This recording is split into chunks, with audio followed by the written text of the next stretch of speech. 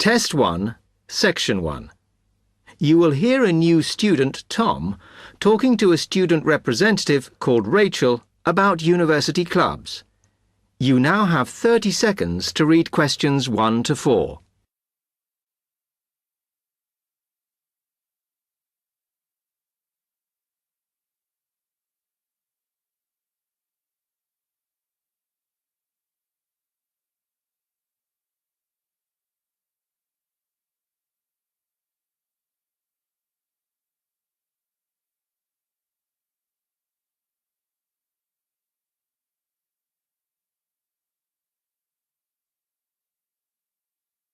Hi, welcome to Freshers Week.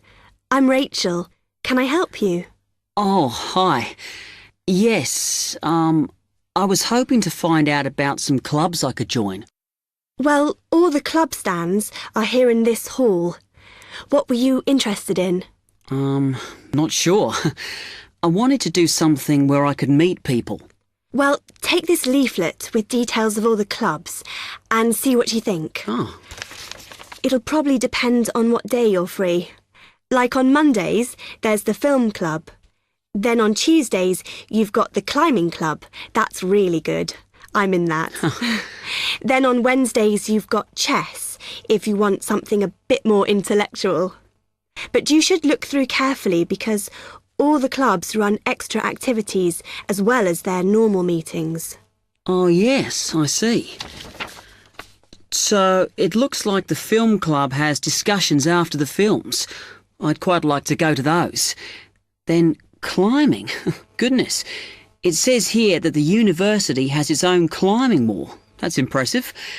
And they go on weekend trips. Cool. And it says the chess club normally just does games with whoever turns up. But it also runs competitions sometimes. But I bet you've got to be pretty good to do that. Yes, I think so. And how many people are in the clubs? Are they all really full? Well, obviously they're all different. So, for example, the film club has just increased its membership from 85 to 125.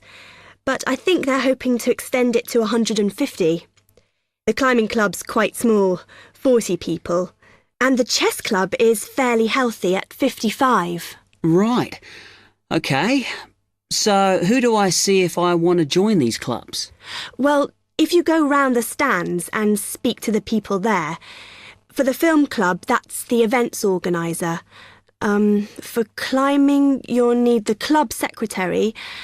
And the chess club is organised by one of the maths tutors. OK? Yep. I think I'll start with the climbing club. It sounds good. Oh, well, as I said, I'm in that, so I might be able to help you a bit. You now have 30 seconds to read questions 5 to 10.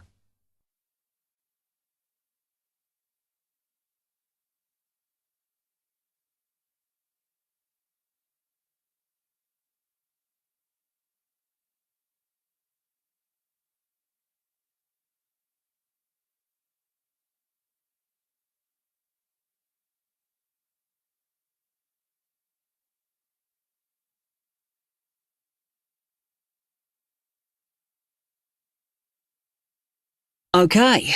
It says in the leaflet that they get together twice a month. Is that right? Yes. Oh, you must join. It's really good fun. We go away quite a bit to North Wales. And every year we have a special excursion, usually to France, which is where we're going this year in the spring. The weather's too unpredictable in the autumn. Wow, that sounds good. But it must cost a lot. Yeah, but we try and save up for it through subscriptions. So rather than having a huge sum to pay in the month we go, we collect those weekly, so it spreads it out. Good idea. I think I'll definitely join. There are quite good benefits you get from joining. I mean, you need that, don't you? And the university clubs normally try and do deals with local businesses, so it's really worth joining. Like in the climbing club, they've got a special arrangement with one of the shops in town. So if you show your card, you can get money off equipment. Don't think the discount extends to clothes, though. That's really worth it then. I'll go over and talk to them now. OK. Hope you do join. Oh, and another thing I meant to say. If you do become a member, you automatically receive a magazine once a year. It's quite useful and interesting because it goes out to all the national climbing clubs. And the other thing is, if you come to every session, then you can get a complimentary ticket to the big exhibition that's held in Cardiff every year. So, hope to see you. Yeah, well, thanks a lot for your help.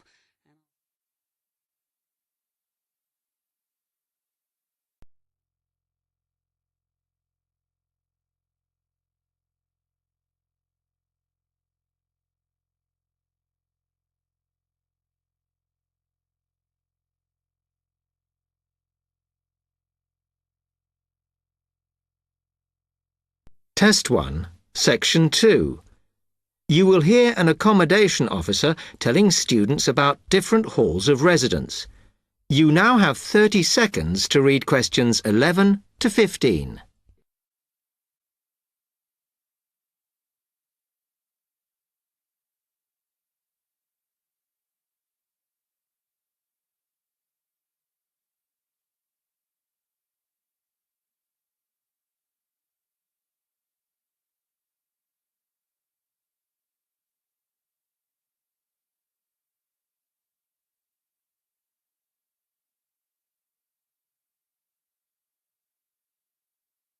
Good afternoon, and welcome to Stanton University. I'm here to tell you about the various halls of residence we have available, should you choose to come here. We aim to offer accommodation in halls to all first-year students, and you'll find there's a good variety to choose from. First of all, there's Brown Hall, which, as you'll see, is not the most modern of buildings, but it is very popular with some students.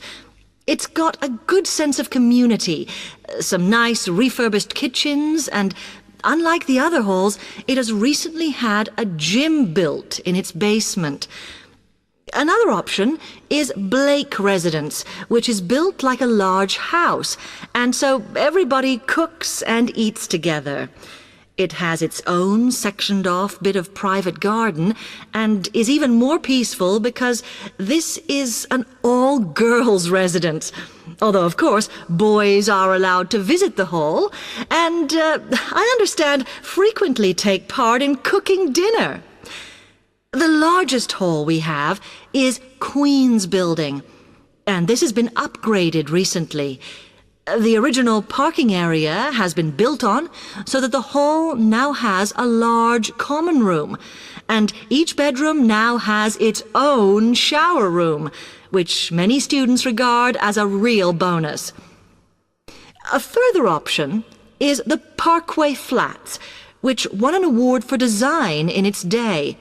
And this building now has a preservation order on it. This has meant that only a limited amount could be done to upgrade it, and the surrounding area is important, so parking is not permitted around the flats. However, the flats do have many extra facilities, such as a special computer room, a small library, and a self-service restaurant. The cost of breakfast, lunch and dinner is covered in the fees for this hall, so it does look a bit more expensive. The last residence we can offer you is Temple Rise, which again is slightly more expensive than other halls as the rooms are larger. This has got very lovely views across to the coast, and this more than compensates for the fact that bathrooms here are shared between 6 students. However, the hall has domestic staff who clean the rooms once a week, so this is perhaps an attractive option for the messier amongst you. You now have 30 seconds to read questions 16 to 20.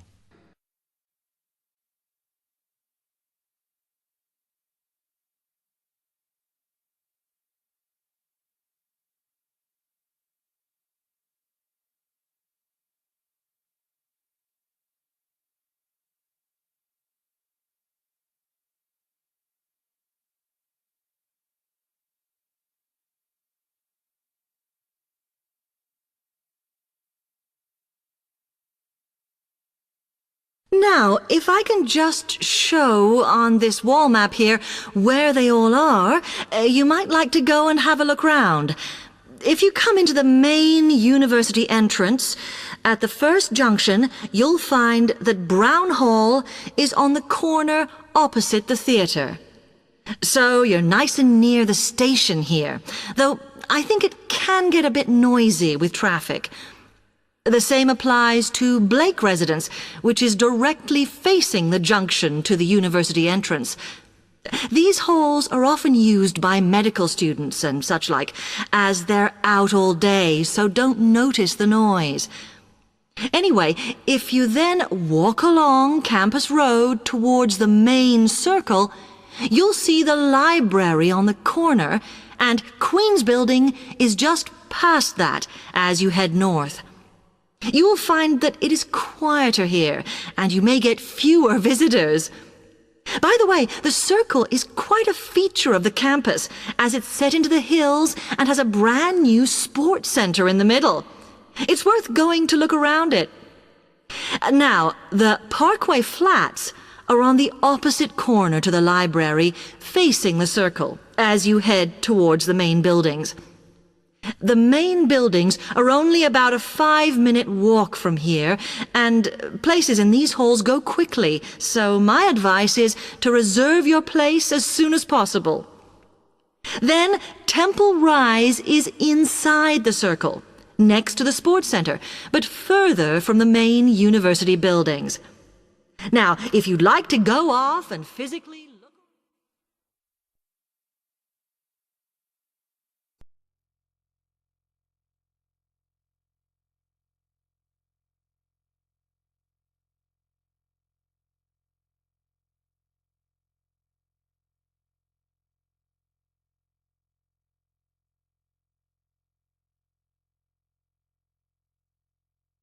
Test 1, Section 3. You will hear two students, Jenna and Marco, discussing a business studies project they have to do. You now have 15 seconds to read questions 21 to 24.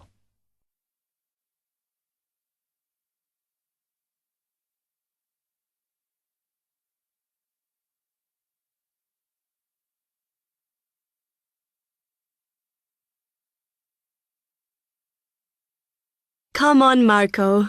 We've got to get on and sort out this project for Professor Buckley. Hang on. I want to make sure we've got all the information. Now, where are we?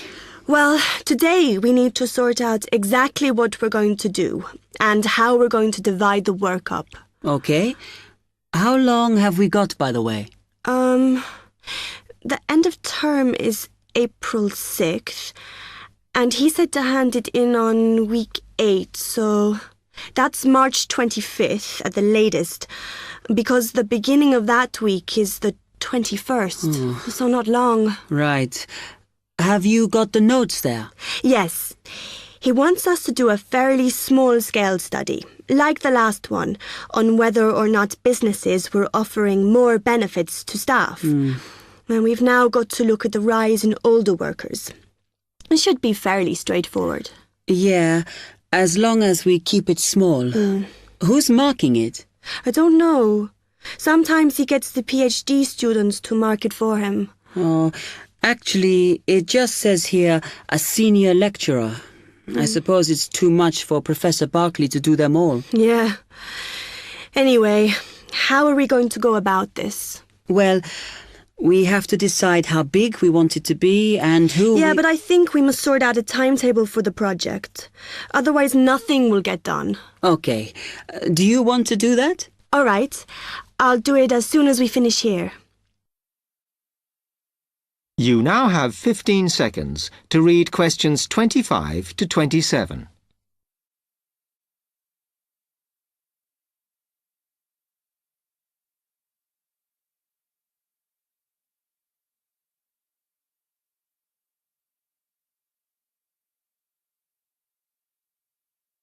Okay, what do we have to do now for the project? What's the best way to go about it?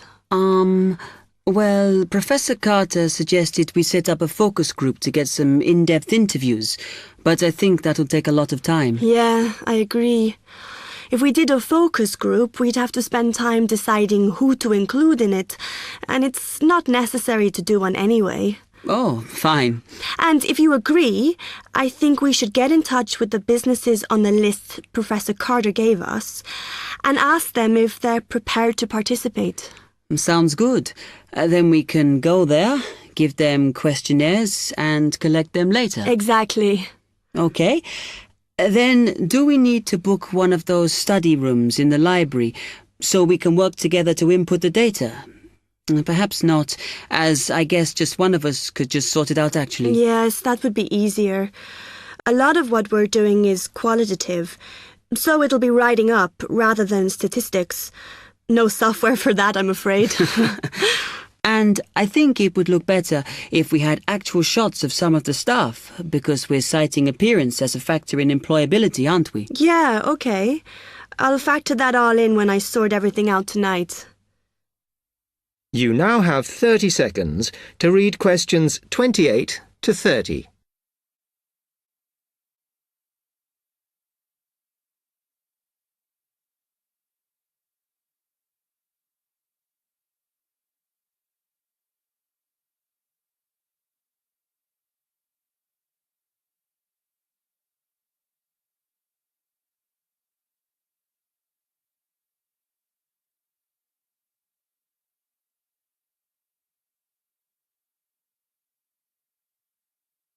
I'm glad we decided to work together.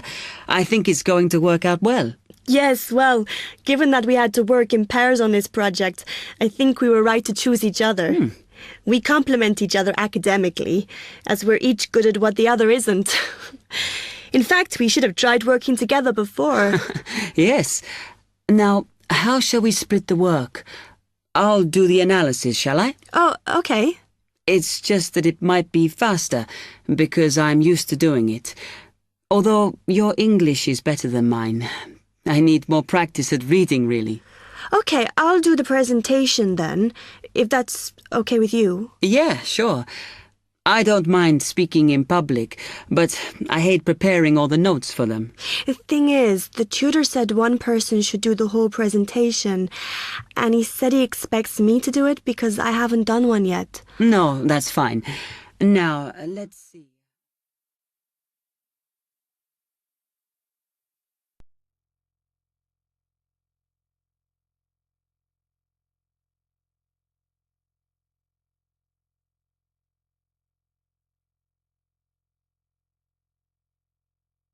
Test 1, Section 4.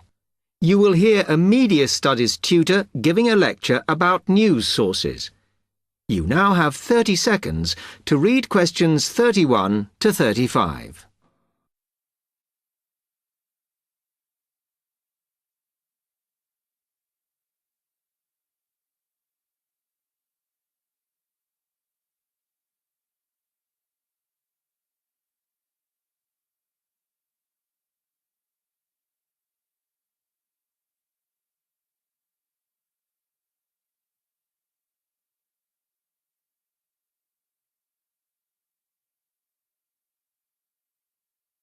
Okay, now many of you will have heard about the predicted death of newspapers, as people increasingly access the TV and the Internet for their news. Today, I want to look at the USA, which has very advanced news sources, to see if this is actually true. In the USA, the main news sources without doubt are TV, the Internet, and the press. That is, traditional newspapers. And although they are each surviving and growing, they are also changing. Obviously, TV news has been around for a while, and the early evening bulletins, when people get in from work, are very popular. I suppose we traditionally think of the morning newspaper arriving on our doorstep with the daily news. Interestingly, this is not borne out by the statistics, which show that readership in the U.S. is much higher when people have time to relax, when they're not working, especially on Sundays. The Internet is also a popular weekend activity, but shows no variation with weekday access. So people are using the different sources in different ways. Interestingly, local radio has been hit less by the grip of quite strong local newspapers than by the Internet, which is seen to offer a better regional service. But just because the Internet is seen as the new force in news media does not mean it is dominant. Television has, of course, been global for a while. But now technological changes, which have fueled the rise of online news, have also allowed newspapers to print and distribute editions across the world. In fact, Internet news, which is seen as the big competitor for traditional markets, does not offer that much variety. Often, the sources are the online versions of the newspapers, whereas television, in order to offer something different, has had to come up with a much more mixed bag of reporting, from hard news to light reports on celebrity events. Another issue is reliability. The Internet is virtually unregulated, so anything can be reported there, whether true or not. Journalists on newspapers have fought a long, hard battle to fight intervention and to retain the freedom of the press. Television, however, is seen as critical to political power and has become subject to harsh controls about what it can or cannot say. You now have 30 seconds to read questions 36 to 40.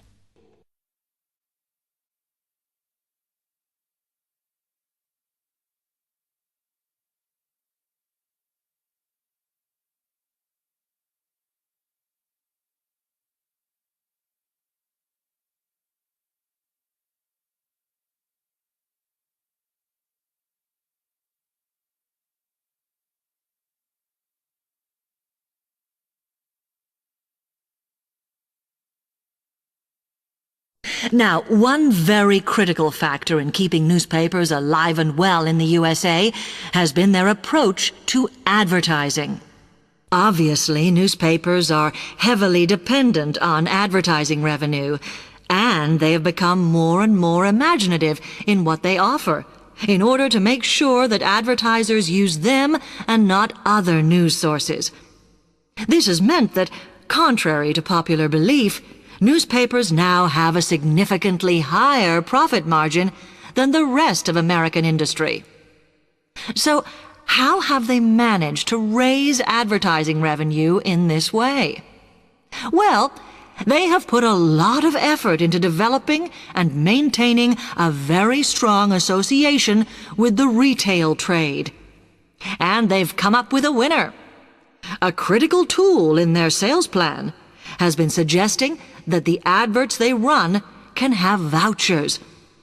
This has been enormously effective because they have found that not only do more people buy the paper to get the discounts, but also that this inevitably means much higher sales for the clients who advertised. As well as doing this, the newspapers have also introduced aggressive sales campaigns over the last few years.